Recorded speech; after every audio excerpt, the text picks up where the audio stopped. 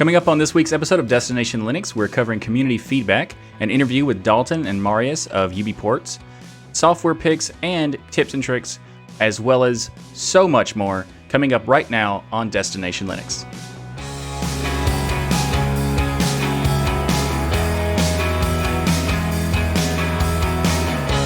Welcome to episode 175 of Destination Linux. This is a podcast about sharing our passion for Linux and open source. Destination Linux is a show for all experience levels, so whether you're a beginner to Linux or a master sudoer, welcome to the show. Hi, my name is Michael, but unfortunately Ryan wasn't able to join us this week, but that's okay because we are being joined this week by the two-time American Idol winners, Noah, Marius, and Dalton. Just to be clear, Ryan is not here today. He did write the way to introduce it because that's why it's weird. Also, it's typically always weird because that's just, for some reason, that's the thing we started doing. You don't have to feel like you have to explain Ryan's decision to write this goofy. I'm just letting them know it's not me that wrote it. That's all. Exactly. Yeah. So we just eject that and then say, all right. Yeah, exactly. So next time I will write it and it will be ridiculous again, but in a different way. You know. Anyway, let's find out what everybody's been up to this week. So Noah, how have you been this week? I've been great. Honestly, I've had a really relaxing past few days, been out at the lake and camping with the kids and stuff. So haven't done a lot of like really technical projects this weekend. However, it isn't always an opportunity to introduce technology to my kids when I'm spending time with them. And my son, the kid across the camper park, had his Nintendo Switch that wouldn't work because he forgot the power supply. And my son went back in. He's like, I think I have one that will work. And he goes in and he gets the power supply for his laptop, which is also Type-C, and takes it over and charges it up. He's like, Dad, you're going to love this. Like, I found another place where Type-C is. It's over here. You're right. It is the best adapter in the world. I'm like, yay, parenting, you know? Yay, parenting. I mean, you are teaching him right that Type-C is the best one. Right. I mean, yeah. I've taught him that like our bodies are ready for USB-C. Absolutely. So Marius, what's new in your world? A lot of Pine phones and Pine tabs and Vola phones, and generally a lot of coding and optimizations and bug fixes. But in general, all of my time has been consumed by the Pine phone at this time.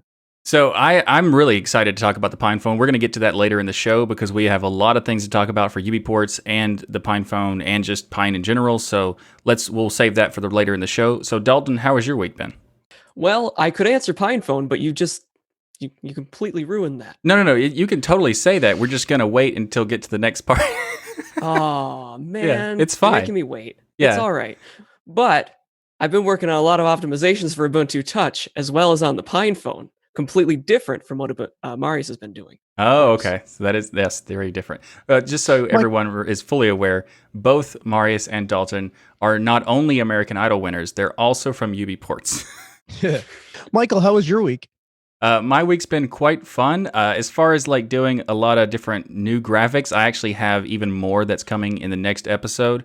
I have a special surprise that's coming next episode in terms of graphics, but also we have some new things to announce related to the DLN store, where if you get anything, it's like a life-changing experience when you get something from the DLN store. We've said this multiple times, and it's been proven by at least 4 people in our community. And this next thing we have is that we've actually done a lot of new graphics for the show. I created a new logo and branding for the Destination Linux podcast, and we have turned that into a shirt, a hoodie, and mug, as well as some other things that are coming down the line later on. So if you want to check that out, we have the new logo design. I'll have like a little visual pop up on the screen right now in the editing. Hopefully I remember to do that. If I didn't, oops. But also next week we're going to be doing another announcement for another merchandise, but I'm not going to show you exactly what this is. It's more of like a teaser, but that's coming, and it's going to be stool shirt related or stool related things, you know, depending on what it might actually be. But this episode of Destination Linux is sponsored by DigitalOcean. DigitalOcean offers the simplest, most developer-friendly cloud platform. It's optimized to make managing and scaling apps easy with an intuitive API, multiple storage options, integrated firewalls, load balancers, and more.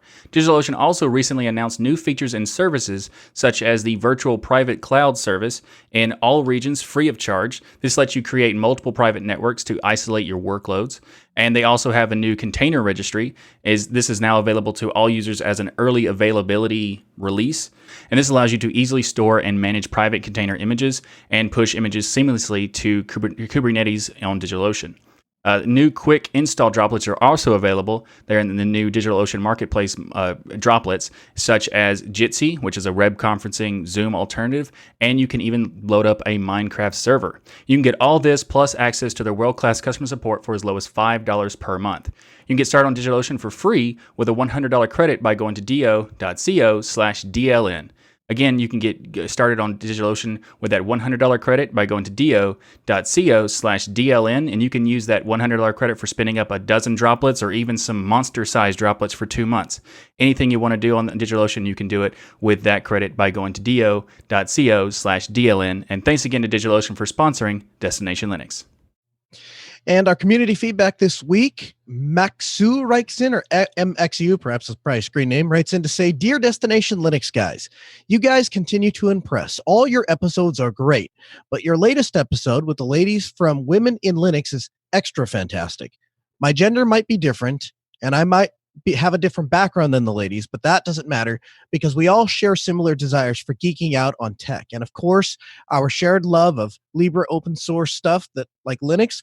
While I love to learn about new stuff about Linux and other hardcore floss topics, it's inspiring to hear everyone's Linux origin stories, especially when these stories and paths might be different than our own. Cheers to the Women's in Linux organization, and kudos to you guys for having them on as guests. Keep up the great work. P.S. If you do, in fact, pursue designing swag with the silhouette of a person who may or may not be Michael sitting on or leaning against a stool, you have an interested buyer right here. Best regards, MXU. So that's great. We're glad to hear that you're an interested buyer of the stool. But more importantly, we're glad that you appreciate the interview and you appreciate the way that it was presented, because when these people come on and they give up their time and energy to come on and talk to the audience, it lets them know and us know that you appreciate it and you appreciate the time. And then it perpetuates good things then it inspires them to come back on and do it again. So thanks again for writing into the show. We appreciate it. Yeah, and also I'm really happy to see all the comments we got for that episode. We got so many different positive comments on YouTube and Telegram and Twitter and even email and all kinds of things. So I'm really happy that people have liked that episode, and I look forward to having them back on in the future for another episode. We love hearing from our worldwide community. We have many ways for your voice to be heard. You can send a short email or video that may get incorporated into the show. To send those video links or the email, they go to comments@destinationlinux.org. Up next in the show is the interview section. We're really excited to invite both Marius and Dalton from UBports to the show to discuss a topic that's been gaining even more steam lately, and that is Ubuntu Touch. Marius is the lead developer for UBports project, and Dalton is the development manager of UBports. So welcome both to the show. Hello. Hey. There's been a lot of exciting news around UBports lately with the release of OTA 12, Pine64 announcing the UBports edition of the PinePhone. They also announced the UBports will also be a part of the PineTab tablet that they're working on. So there's a ton of stuff to talk about. But before we do that, there may be a few people who are new to the show or new to UBports that aren't familiar, so let's get everyone caught up. Tell us about the UBports project from like a 10,000-foot overview. No problem. So UBports is a nonprofit foundation which fosters a community, which also calls itself UBports, to create multiple projects, including the Ubuntu Touch operating system and the Lomiri operating environment for Linux desktop computers or phones. Okay, cool. Is that a good elevator pitch? Perfect. Nail it. Let's start with this. Let's continue with this. How did you guys get started with UBports, and why is this project important to you personally? I guess let's start with Marius. So I'm the one that started it initially. It was started as a community to port Ubuntu Touch when it was owned by or still developed by Canonical. Back then, we did only porting. At the start, it was mostly just me, and then we started a forum to have a place to share ideas, and then it grew into the monster that it is today, where Canonical dropped it. We said we will take it over.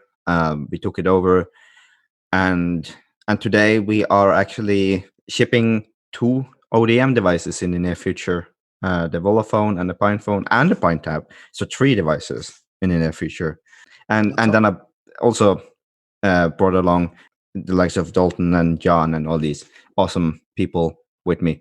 So it's about the community for you as well, then. Yes, it's all about the community, to be honest. That's awesome. I think that's why it was created in the first place, to build something for the community where the community can share ideas to port together, instead of each doing their own porting and trying to stumble on the same bugs as we do. Mhm. But today we are grown so much bigger, and it's quite amazing to see how it has unfolded. That's Nice. great. And my experience, for what it's worth, my experience is when you focus on the community like that, and when that becomes such a central, pivotal point to the project, those are the projects that have a really long-standing track history, and do really great work over time. Dalton, how about you? How'd you get started with UBports, and why? So Marius started the whole thing back in like 2012-ish, I believe, Marius? Yep. Yeah, I didn't come along until 2016, so I missed all of the really early stuff. In fact, I joined the project right before its scope went from, we're going to put Ubuntu Touch on the 1+1 and a few other things, to, we make Ubuntu Touch now. Perfect timing. Yeah, it was about 6 months, so I just got to know everyone, and then, big things happened. I remember me announcing that on Google Plus back then. Mhm. Yep, Yeah, when Google and- Plus was a thing. Yeah. Yes. Goodbye, Google Plus. Yeah. No one liked you. You won't be missed. I miss it. From there, I got started because I had an Nexus 5X and I wanted to run Ubuntu Touch on it. And that was about as far forward as I thought. At the time, I was starting to de-Google my life, and I was finding back in 2016 already, there were a lot of things that Google integrated into Android that you just couldn't remove, no matter what. Even if you use Lineage OS, you're still contacting Google servers for this and this, whatever. So I wanted something that was completely different and unique, and I found Ubuntu Touch, which was only available on pre-sold devices in Europe, or you can join this community called UBports. What kind of name is that? And they'll help you out with porting to new devices. It stands for UB porting. No. Yep. Well, It does. It does in my head. 4 years later, and the Nexus 5X still does not run Ubuntu Touch, but apparently I'm the development manager now. Right. Right. Which means that I'm the one mostly listening to the community and getting what they need, and listening to our developers and seeing how we can prioritize things to make the best operating system we can, given the time and resources that we have. For me, Well, just to say that I do listen to the community too. So, and it's really been this task of bringing a lot of people together. Originally, a couple hundred people, which has now grown to a community of thousands, which is scary. It's scary in a good way, and one of the things that have seen a massive growth, especially, is the amount of requests that our servers get bombarded with each day. I think we have like close to 20 million requests a month. Oh wow, that's which awesome. Has grown this year alone, probably like 50%, like double. Nice. I mean, few people are interested. Yeah, a few people. Yeah, absolutely. Yeah, a few people. So, yeah, well, UBports has support for a lot of devices, and actually quite a few flagship devices too. But what are the devices that you recommend is to go to the options for, like, if people wanted to get started with UBports and Ubuntu Touch? What would they like the go-to options be?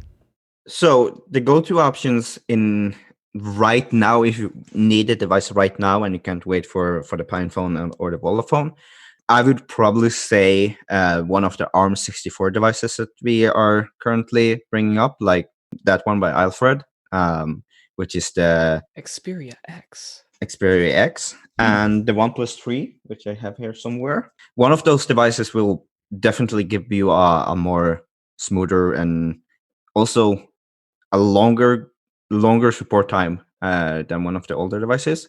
But if you want to go with a more cheaper option, and also something that might be right now more solid and stable, something like the Nexus 5, the Fairphone, or the OnePlus One are also great options. Is the Xperia and the OnePlus 3, are those flagship devices as well? Those are considered flagship devices, yes, now. Okay. Nice. Those are the flagship devices for ARM64. They have been the pioneer devices for that project, and they have also been part of the move to near hybrids and stuff like that, and also test devices for newer version of Android on those devices. which also has been really, really helpful. They also been one of the pioneer devices on the Edge channel too, which is our tip of the development branch. Nice. I do have a OnePlus One, and I have Ubuntu Touch on it, and it is a very good experience for me. Like, I have to have multiple phones because of different services that are required for me to do my job and everything. But I use basically both of them as a primary, and for about 3 months, I used Ubuntu Touch exclusively just to see how far I could go as far as a daily driver, and it works quite well. You know, if you just want to use it as a basic phone or anything like that, you don't need specific things on it. It works great, and even if you do need specific things, I found that some of those Android apps do work in UBports or Ubuntu Touch pretty well, as long as they don't have to get outside of the security functionality that's in Ubuntu Touch, which, by the way, is also a really cool feature. And I think that's one of the best things about UBports is that you have that security structure where you don't have to worry about if you install something, can it get access to other things on your system? Like, that is really cool. The power of AppArmor and how it's implemented is really, really cool in Ubuntu Touch, and I praise Canonical for the decision they made back then. So yeah, that is a really, really well thought out system, I would say. Pine64, we're big fans of them around here, and they've been making some waves for the past year with a lot of exciting announcements. And a lot of these announcements include working with UBports. So can you talk to us a little bit about the devices that you're working on in partnership with them? So Pine64, Lucas, joined our chat room. It is now 19 months ago. And there were, at the time, around 1,500 people in the room. And he said, "Hey, everyone, we want to make a Linux phone. You want to help?" Nice. That's a fantastic way to introduce it. It's like, it's just a casual, hey, we want to make a Linux phone. You want to make a phone too? To which the response was, yeah, probably. That sounds like a good idea. And over that time, we've gone through 3 different revisions of, well, now 4 different dev kit revisions and a new device even, as well as a lot of other plans for things that can come down the pipe. So now we've got the Pine Phone and Pine Tab. And both of these devices are based on the all-winner A64 platform, which is what their original Pine 64 single board computer was based off of. And Pinebook. And the Pinebook. So all of these can run the same operating system images for Ubuntu Touch with minor changes. Auto-detecting them isn't quite working yet, but maybe in the future. The most important thing between all of these running that same platform is this little thing we like to call convergence. You may have heard of it before. Convergence. Convergence at its base level is the same code running everywhere. And for Ubuntu Touch, it means a similar experience across different devices. So you can see, even down to the lock screen, you can see these are running the same software. And that goes all the way throughout the operating system as you're using it. So you can tell, okay, this is the same pattern that I would use with this other device or with my mouse and keyboard on the same device even sometimes. And this also goes further to the way that the apps share content between each other, how the apps are confined by default, and how it fundamentally changes a little bit how you use phones in general. It follows the more logical side of how Android and iOS have implemented stuff. Instead of you dropping you directly to a fine terminal, which you can do, you can use the file browser, but it makes it easier to share. Like when you take a screenshot, for example, or something like that, you can then directly take the screenshot and go into Telegram, and Telegram will automatically handle that. Or, for example, go to Telegram, select the camera button, and then it will go to the camera app, take a picture, and go back to Telegram, and then send the content. And combining this software with Pine64's hardware has really been just a pretty delightful experience because they come from the same community background that we do. Pine64 at its base is a community which happens to have the prowess to make hardware. That's kind of what we're trying to make with Pine64. Of course, there is the company, the for-profit company, that is purposely bad at making profit in many ways. Well, That's true. it's actually interesting because like last time you were here, Dalton, you talked about how that you also like the Pine 64 and the partnership between Pine 64 and UBports is very like synergetic, and there's a lot of collaboration in between. In the sense that you said that you were also kind of like a part of the same, like Pine 64, UBports is a part of it as well because the community is so vital to the structure of Pine 64. So you kind of said that, when you were referring to Pine 64, like how much like does that experience with Pine 64, like how does that different from like other vendors, and like what's it like working with Pine 64 in that sense? So we have other vendors that we're working with that also want to mirror this kind of community engagement model. Nice. It's nice to see that more companies are looking to do that kind of thing with our community, because that means that all of us win, basically. Oh yeah. I mean, collaboration allows you to do a lot more with a lot less effort and everything. Absolutely. The over-the-year update 12 is an exciting release, and there's a lot of features. Tell us some of the highlights that you're particularly proud of. Oh, OTA 12 is a huge release that we've been working on in the foreground for 6 months. Some of the biggest highlights you'll see are this new and improved app drawer instead of a home screen, more like Android or iOS, which makes more sense when you're thinking about using this on all of your devices. Yeah, I like the new launcher style. It's really cool. I like it a lot more than the previous version. It feels more like a desktop on a phone. Like I think this is a lot better experience. And it kind of made me like the older version, like OTA 11, the ones before, had that launcher on the side, and I was like, what is this for? What does this do? And now it's the fundamental piece of how it works. So it's like, this is fantastic improvements. Now this makes sense, right? Yeah. Mm-hmm. You can also access the launcher from the lock screen if you'd like to start an app before you actually unlock the device. So That's cool. you can do that. Other things that came are, of course, performance improvements and bug fixes, as you'd A always like lot to of say. those. Yeah. But we upgraded to Canonical's newer version of Mir. This is another behind the scenes change, but it means a lot for Ubuntu Touch in the long term. Mir is now changing to be a Wayland compositor. So we're able to support on newer devices like the Pine Tab and Pine Phone, Wayland client applications. So that means you can run more applications, more like what you expect from your desktop operating system, which was possible before with Libertine and Xmir. But Xmir wasn't a perfect X server, where X Wayland is a little bit better, and Mir support for that is getting better all the time. Nice. I have tried Libertine on it, and it's really interesting to run applications on your phone that have no business being on a phone. But Yeah, it doesn't make much sense to run a game, for example. Yeah, it's really cool that you can. Cool. But like I had a LibreOffice running, and I was like, this is cool for about 5 seconds.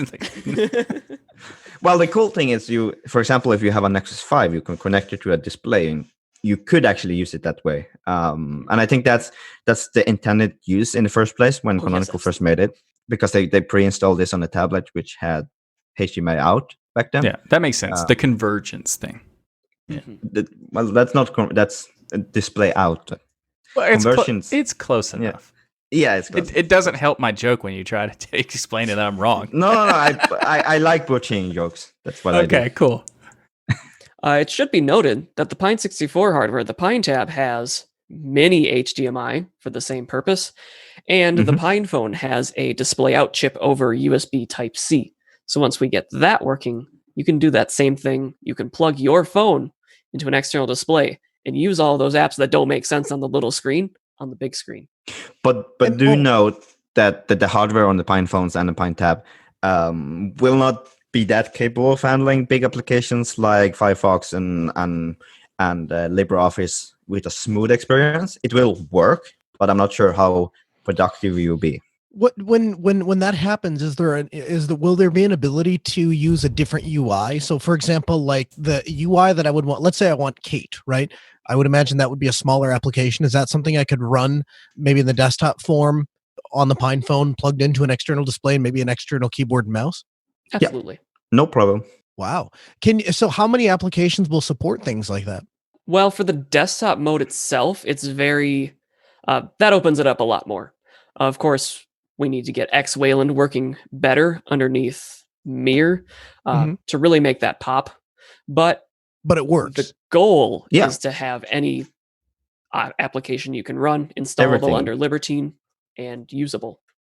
Currently, you can run any web applications that you can compile or install from the archive for ARM64, and they work just fine. I have run Kate on my phone multiple times. Talk about UBports from a security standpoint. What should people know if using it from a privacy standpoint, security standpoint? Can you talk about any of the security concerns that maybe you guys have faced or overcome if you're reusing some of the code from Android to maybe talk to the hardware? So the Android container itself is partially confined. Of course, you're right. That could be a hole that people could use to exploit the rest of the system.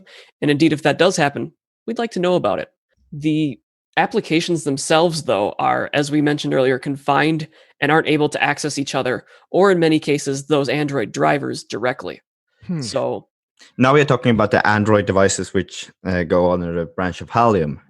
This won't apply for the Pine phone on the Pine tab because they are running natively Linux without any Android drivers. They're running open source drivers. And okay, so how many phones do you think is the Pine phone the only phone that does that is able to talk directly to the hardware using the exact same kernel? Because my understanding is even Yala is doing the same thing, right? They're using drivers that were written for Android to be able to talk to the radios. Currently, yes, that's the only phone that can do that and have everything supported. There is some mainline attempts on, for example, the Nexus 5, but not everything is working. Like camera and audio, for example, is not working, which are critical parts for a phone. And that's what makes it so hard, because every part of these Android drivers are locked down. There's no way of getting to it. How about keeping data secure on the phone? Is there an ability to encrypt the phone storage, make individual encrypted containers? Currently, no. How about has anybody maybe written a third-party app that you could encrypt text information or something, or maybe they have maybe pictures or text? So there is a experimental way to run eCryptFS, which was Ubuntu's, of course, old home folder encryption scheme under Ubuntu Touch.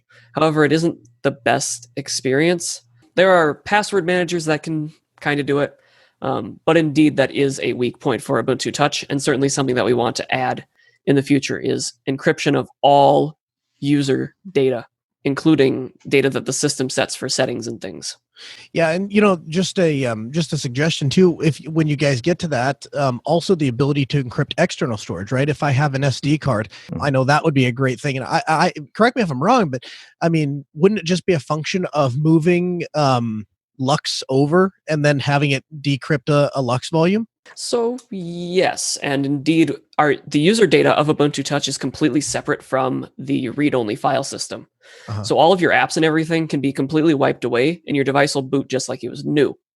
So we could encrypt that entire writable area, and indeed, that's what we'd like to do. Do you have a timeline or a roadmap or anything for that, or just something that is like at some point?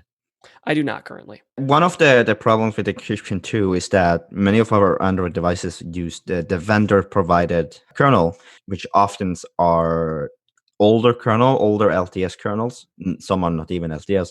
But the problem with that is that they don't properly support encryption by default on those kernels. So that would require some kernel work on there. But newer devices like PinePhone and Vola phones and whatnot probably will support this out of the box in the kernel. So it wouldn't need to do the user-land implementation. It's just there for us to hook up. Have you guys looked at all at the Sony Open Device line for maybe trying to talk directly to it, or that also still requires Android to be able to talk to the device?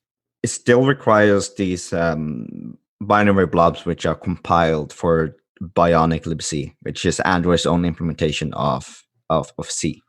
Gotcha. which is the problem. That's where everything comes from. If they were compiled to GNU libc, all our problems would be solved. We'll still use binary blobs, but we could use them natively without going through libhybrids and having a container of super minimalist Android as we do now. Okay. Is there anything that this applies to, like for example, Android? Google announced that they're going to try to mainline the Android kernel a lot more closer to the Linux kernel. Is there anything that they're doing that makes that possible to, with the glibc and that kind of thing? Nope. So, So the makes thing sense. with It's the Google mainline, pretending that they want to do something good. well, they are doing a good thing with mailing and kernels. We are getting newer kernels, and that's awesome. But the vendors that makes Arduino and all these chips are still making binary blobs, and still they're requiring those. They are not mainlining those part of it. They are making the devices run on a mainline kernel. But all the camera and chip and GPU and whatnot are still binary blobs provided by the chip manufacturer and then the vendor thereafter. Okay, that makes sense. But all of what we said now does not apply for the PinePhone because everything is native there, including graphical drivers, which are open source and stuff like that. Right. Like that. One of the reasons I'm excited for the PinePhone is the fact that it is a genuine Linux phone and not a Frankenmonster like all the Android stuff. So, I mean, I don't have one yet, but I can't wait to play with it. And like pretty much like as soon as I get it for like a week, I'll be doing nothing else. And then like I might like do one podcast here and there, but we'll see. But yeah, I'm looking forward to that. What are some upcoming projects that you're working on in the future with UBports? So one of our major points is really improving the overall user experience. This includes stuff like GPS, which has been one of our weaker points on the system because how GPS is implemented is one of the problems. So one of the improvements we want to do there is move to a new code base of our GPS engine, which was a complete refactor called Location D.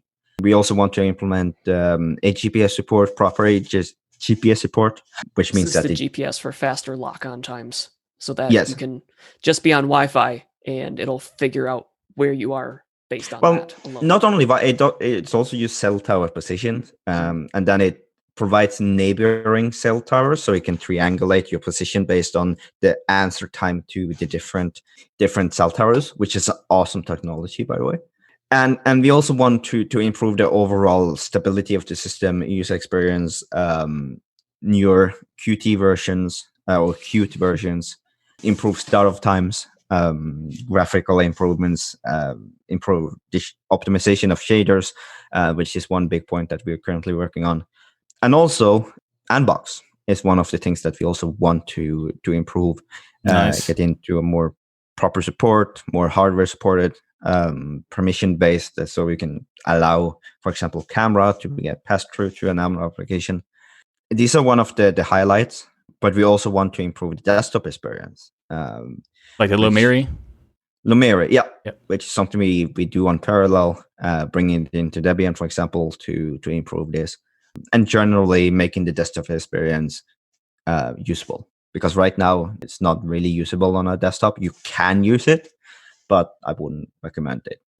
Yeah, I mean, it makes sense. Lumiri is a really cool, a project that you're working on for like the continuation of Unity 8, and I'm glad you did decide to rename it from Unity because that's a very confusing name even before, before there was different versions of Unity. Like the fact that they even named it Unity when there's also the game engine and there's so many. So I was really happy to see when renamed that. But yeah, I'm looking forward to all that stuff.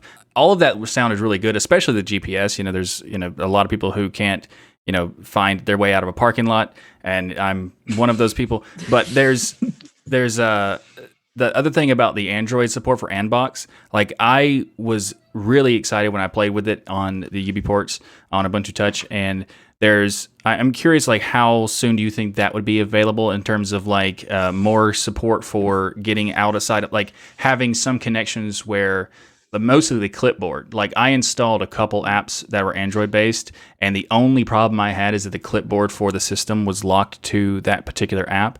And if that wasn't there, I think that there would be a lot of the stuff that I use on Android could be ignored, and I could just use Ubuntu Touch with the Andbox version. So, like, do you know how long it will take to get that sort of thing set up? So the thing with answering time-based questions like this is that tomorrow, cool. Tomorrow, yeah. Okay. Is that we frankly don't know, because the thing with Andbox is that is highly complex, and when you start digging into it, you will find a million more problems. and then you will spend the rest of the day debugging that small problem, which usually is just a compiler. And a thing with Andbox that we also want to improve is the graphical pipeline, because right now it's awfully slow, especially on phones, causing a lot of slowdowns, frame drops, and more frame drops. So this is the thing that we want to improve first before we start digging into more of the integration into both hardware and clipboards and stuff makes like sense. that. I'm just excited, so I'm just kind of like And jumping the Boxwing. gun. I get it. So I understand waiting. Tomorrow is not reasonable. I get it. Next week is fine. No big deal. So the thing is, with Andbox, it's really hard to set any time numbers, and when I send numbers on stuff, they will be highly inaccurate. Sure. So I this know. is- I know the feeling of that. especially the thing with working on these type of things is that, yeah, as I said, you can hit a It's a bit wall of a and Pandora's box, right? You Yeah. open it up to fix one bug, and you can't close it again because you found all these other bugs that are interesting and you want to fix too. yeah. It's a big system, but we do have, I can say, partners that are interested in improving Andbox on Ubuntu Touch. So that is one of the things that is a priority for us automatically because one of our partners has an interest in it. Very nice. Right. So later on that, we'll probably come up with a more refined timeline. But I would say maybe shorter than what you think is what I can say. Nice. So 4 days instead of. Okay. Maybe longer than what you personally Oh, think. okay. But- Okay, cool. I get it now. Okay. So thank you both for coming onto the show. It was really awesome to have you on, and I appreciate you letting us know about all the stuff that you're doing with UBports and Ubuntu Touch and the Pine phone and all that stuff. I'm super excited. I mean, I have every day I use both Android and Ubuntu Touch, and every day it gets better and better. And every time there's a new over-the-air update, it's like Christmas, So it's I'm looking forward to using this latest one. I actually haven't been able to do the update yet because of time management. As you know, Marius, there's some issues of trying to schedule things. I'm not very good at that sort of thing, but I appreciate you very much taking the time out of your day to come and be on the show. Thank you very much. No problem. Thank you for having us. Up next to the show is the software spotlight. So Okular is the spotlight for this week. It is a universal super document viewer developed by KDE, and Okular works on multiple platforms, including Linux, Windows, macOS, BSD, etc., all kinds of stuff. Okular supports many different kinds of documents too: PDFs, EPUBs, PostScripts, DJView, CHM, XPS, and many more. It even has special support for PDF forms. So if you get a PDF you need to fill out the document, you can do it directly in Okular. There's a lot of great stuff in Okular. I'm a big fan of it. Obviously, I'm a Plasma fan and a KDE fan, so of course I'm going to talk about Okular at some point. It is a fantastic PDF and document viewer. Arguably one of the best ones on Linux, if not the best one. That's up to you to decide, but I just wanted to spotlight it for this week. So check out Okular from KDE. Up next is our chip and trick for the week. You might have heard of YouTube DL. If you haven't, I'll tell you about it real quick. You can learn more at youtube-dl.org. It's a command line program to download your favorite videos from YouTube and actually basically any site that has embedded video. It works with most sites, but there has been some increasing trouble with YouTube. And so whereas before you would paste your URL, YouTube-DL, and then the YouTube link, instead, there is a new site that they have set it up, and essentially what they're doing is they're pulling the videos from YouTube and embedding them in a new browser to increase some privacy and security and some of those things.